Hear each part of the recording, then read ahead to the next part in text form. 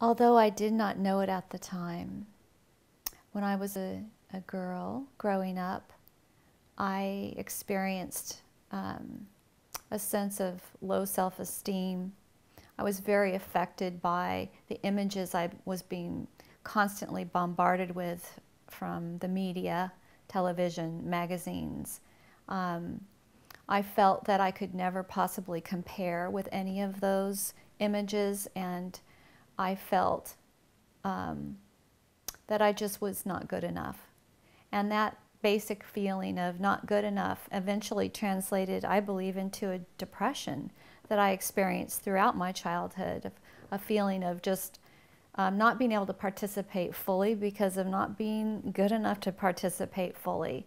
And yet, as I began to mature and develop and actually connect in more consciously to my sense of creativity and my sense of my true self, my inner self, I began a healing journey. I began awakening. I began to educate myself. And I actually began to connect to my spirit.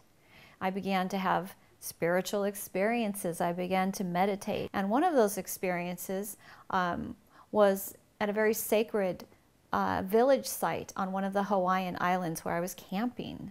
And one night as I was sleeping, I dreamed the most lucid and powerful visionary dream. And in the dream, I was a girl child, and I was with a boy, and he was chasing me down into a tunnel, and I was afraid. I did not feel safe, and I wanted to get away. And I was able to get away. I ran back out of the tunnel or the cave and hid behind a bush. And the boy left, and out of that cave I saw light begin to emerge, and the sound of bells ringing, and this form of a tremendously powerful, beautiful, strong goddess figure emerged from the cave. And she drew me back into the cave, down into the earth, into a crystalline cavern that was lit and sacred. And she looked at me and she said, "That is not the way it should be."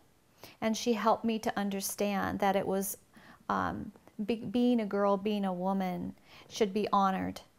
And she gave me the experience of a rite of passage from girl to woman, and to a sense of self-esteem that was connected to my spiritual essence rather than my sense of how I look on the outside or my value according to other people's opinion. At the end of the vision, she said, "Now you go out and go get your girlfriend and bring her back." And so I've been doing that ever since. That is my calling, to go out, find the girls and bring them back to their deep self, to their connection with their feminine source, their power, their spiritual origination, whatever that may mean for each of them.